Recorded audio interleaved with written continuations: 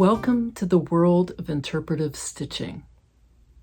I also call it improvisational stitching. Either way, it's a process, and I'm going to talk about it a little bit.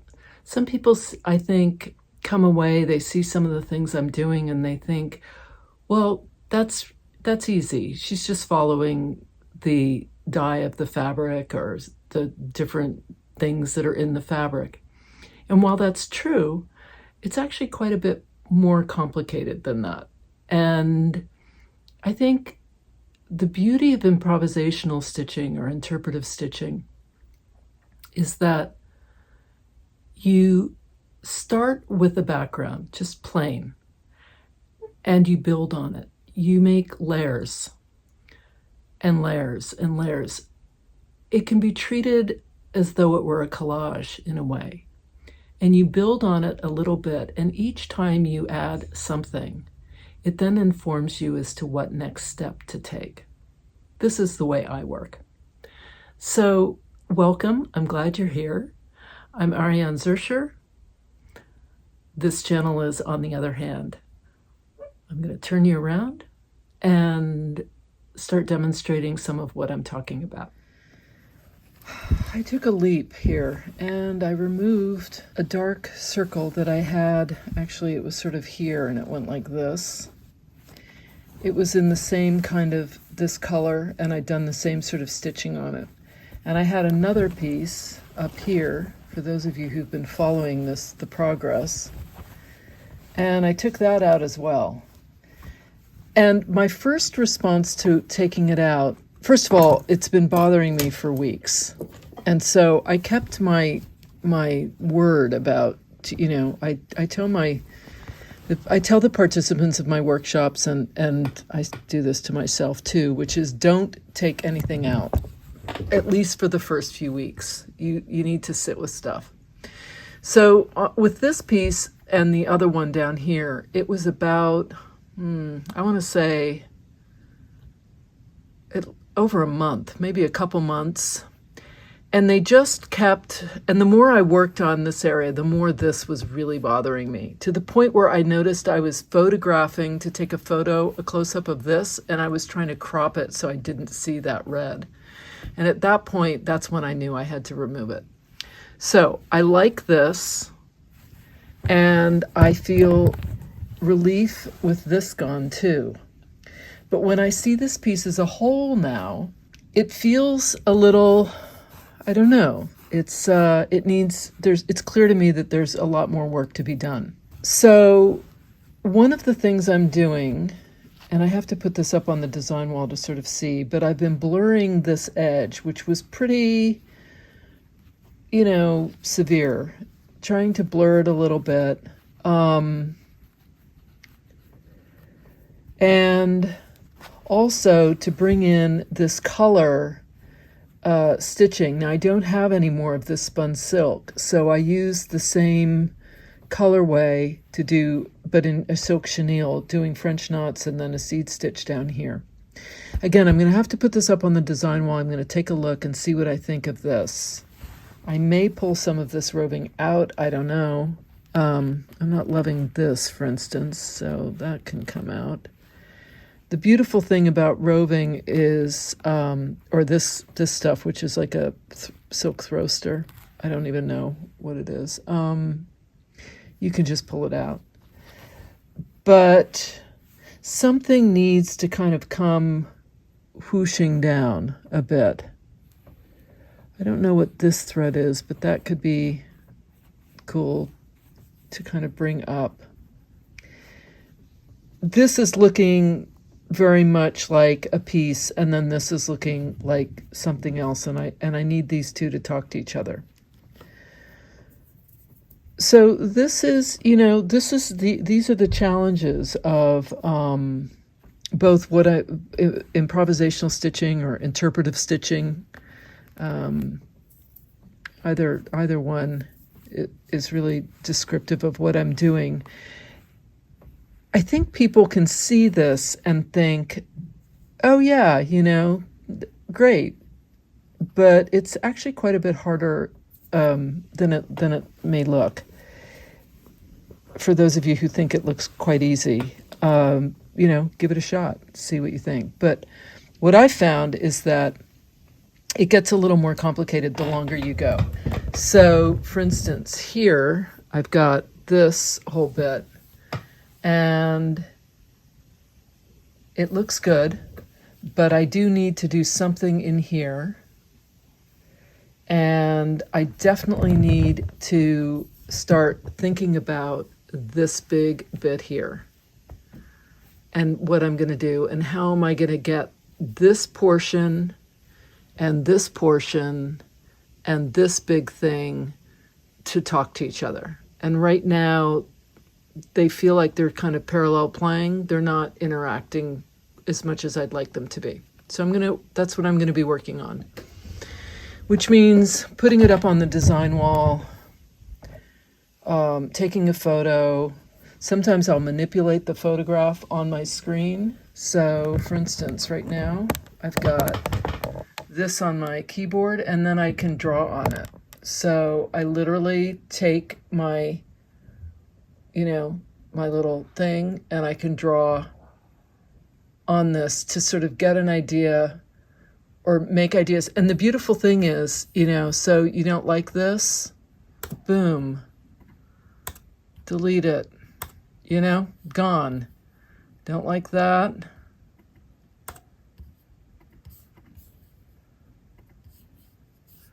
You can remove it. So that's kind of cool. You can play with it, see what you think. And it gives you an idea of where you're going and what you're doing and what you might add or not add. Am I going to add all this stuff? I don't know. It's maybe overkill.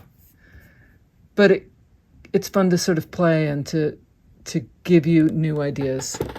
So that's kind of how I work. I'm going to keep going, and I'll tape as I go. Come along for the ride. This is not showing true to color at all, but I drew some chalk lines here to kind of mimic this bit that I had needle turn applique on, and to see what I think of maybe doing these stitches and continuing them down and sort of trailing off into here, and the same here. I took out a lot of the stuff that I punched in. I'll leave this bit, and I'll leave this, and I'll keep going, but there it is.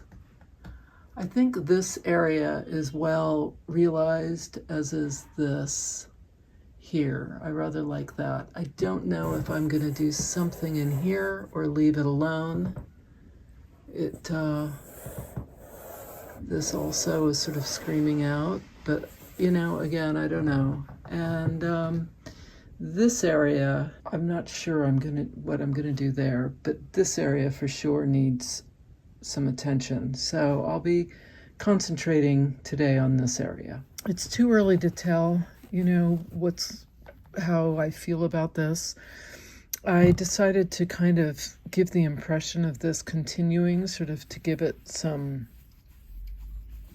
like it's sort of underneath shallow water and you can kind of see through the water kind of thing. And then I continued with some of this to go in and around here, and I added some of these little starbursts that I have fun adding, and I took this little bit of straight stitches that I do in a kind of checkerboard, and I kind of extended it down. Added a little French knots in the same thread, and then did the same idea here with this. This is much brighter. I ran out of this color of Steph Francis, which is too bad because I would have liked to have continued it over here, but it's fine, I think. And so now the question is, now what? And the truth is, I have no idea. I'm just gonna probably put it back up on the design wall, take a look, think about what else I might do. Sometimes when I don't know what to do, I just take.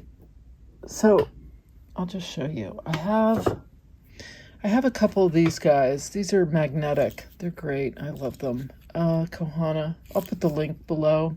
Anyway, I have all these needles threaded up, so sometimes I'll just grab a needle with some thread on it. So maybe this one, maybe this chenille, and I'll just start playing around, with whatever I've got on a needle. Let's see what I can do here. So this is what I did those little starbursts here in. So maybe I'll do, I don't know, I can do a couple more down here, kind of roaming around. Really spend a whole lot of time agonizing over this. I mean, you can always pull it out. I try not to. I try to leave things. I sort of think of it as a painter, right? So if you paint, sometimes on the canvas you'll just make some rough marks directly on the canvas, and then so that's like your first layer, and then you start painting, and then over what you've painted you'll add another layer, and then another, and another, and another, and on it goes. And so to start criticizing when you've put down just one or two layers,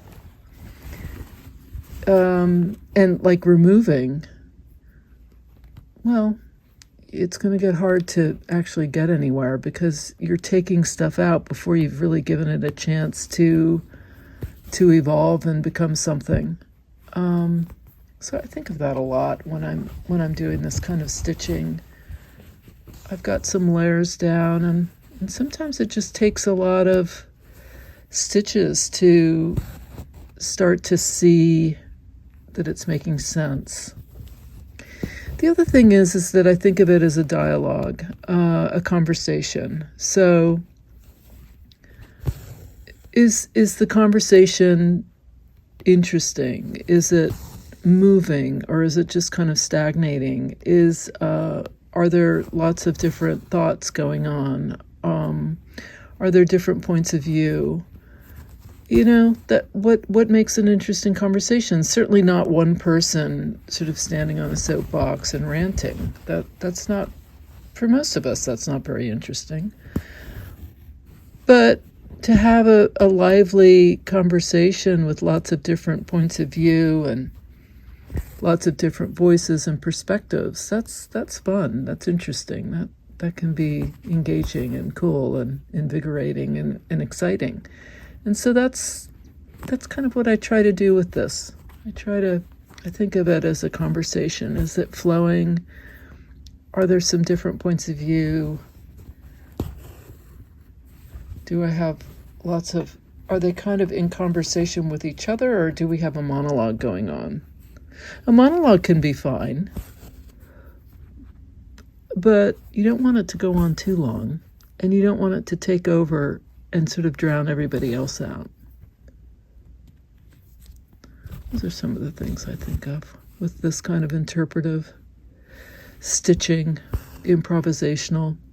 The whole idea about improvisational or interpretive stitching is that expressionist stitching, whatever you want to call it, you riff off of each new thing, so you have one thing and you kind of go off. So like I'm doing this, right?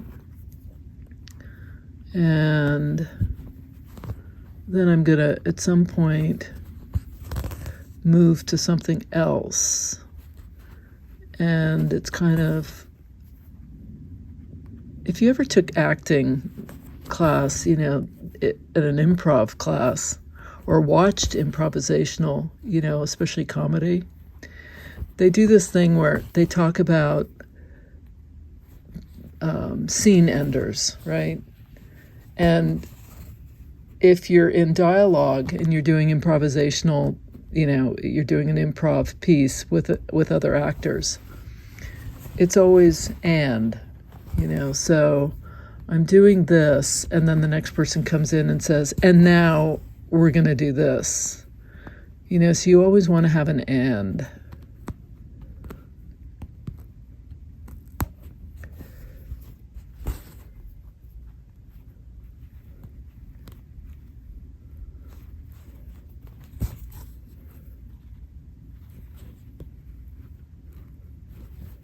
Okay, so I'm gonna keep doing my little bursts here, little clusters, bursts, and then I'm just gonna do enough to end the thread, and that's the other thing I do. I'll say, okay, so this is my length of thread, and I'm gonna stitch enough of these little guys to finish the thread. And then I'll start on a new thread. And sometimes just doing that can kind of get other ideas going. So this got a little funky. I don't know what happened. I was kind of not paying too much attention. But that's okay, I'll just keep. Now this one I'm going to keep really small because I've only got a little bit here. And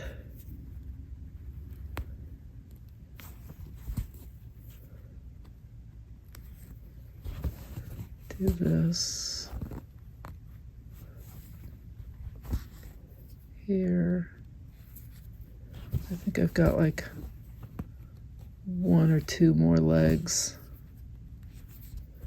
And then I've probably got just enough to do a couple of little French knots. So I'll do one here. Of course, I'm on a chenille. That's okay.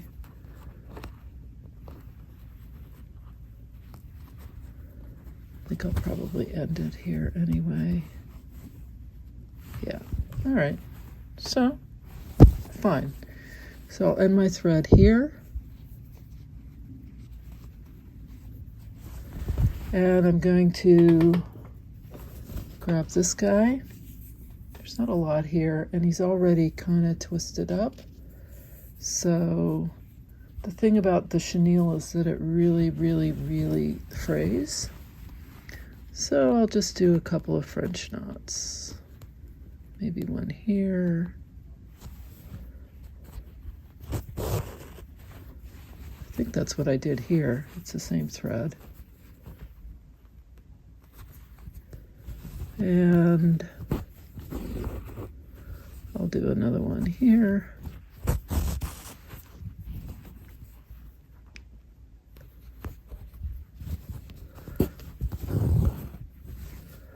And maybe one more here.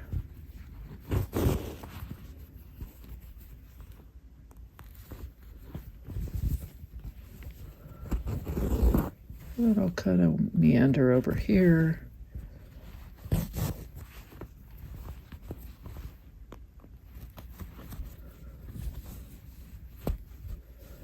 Oh, yeah, that's what happens. Okay, that's okay. That just ripped.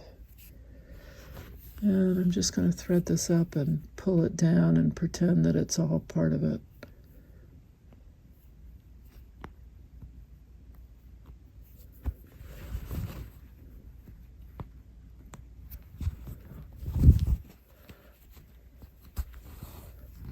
There. That's fine. Okay. I'm going to put it up on the design wall, take a look, and then see what I'm doing.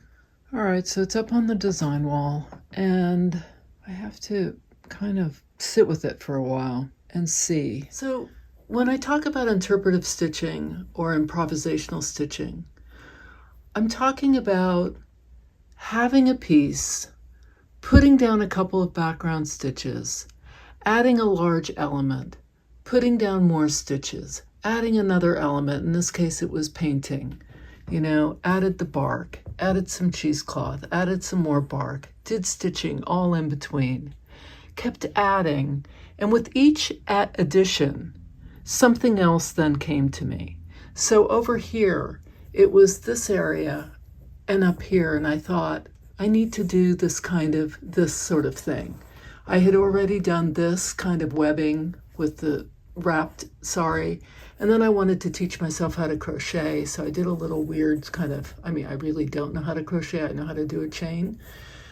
And so I did this, and then I did this, and then I did this one, and then I added this one. And with each one, it then informed the next thing. After that, it was take out that thing that I had here, which meant then add some of the more seed stitches. Added some beading in here. You know, and the more I added seed stitches there, the more it seemed like seed stitches needed to come over here. I'm not going to do much with this velvet emboss that I did. This was the first sort of webbed thing that I made, and